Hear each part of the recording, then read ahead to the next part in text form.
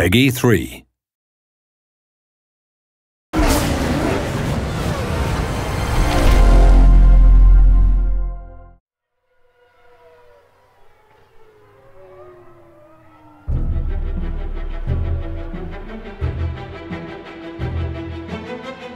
It's really the ultimate experience. It's a culmination of so much hard work. It's that attention to detail which really makes such a big difference. The drama, the tactics, the excitement, the strategy, we really have got to the heart of the sport.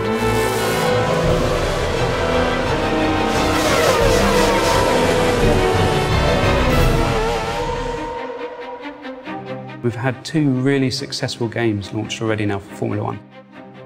When you're evaluating what to do in the next instalment, you really want to improve on everything that's there. The aim for the 2012 game is to make more of a complete F1 experience.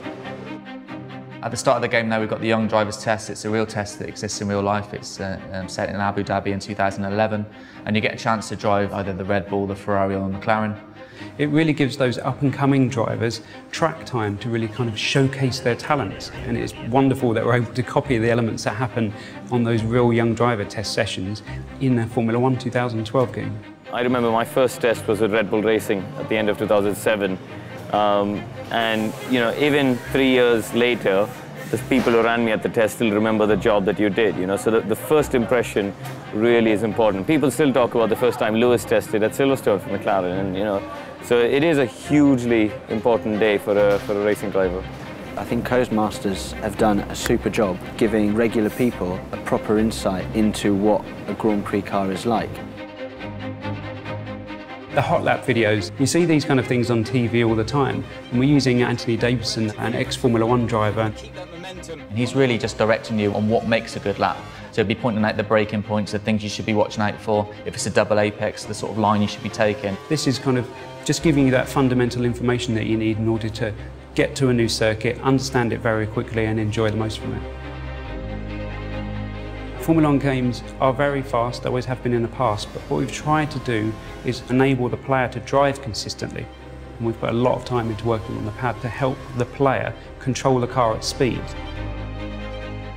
We're not all Fernando Alonso's of this world, we make mistakes. So rather than just hitting the pause menu and restarting the race, you've got the ability to be able to rewind time and just get to a point before the incident and just try it again.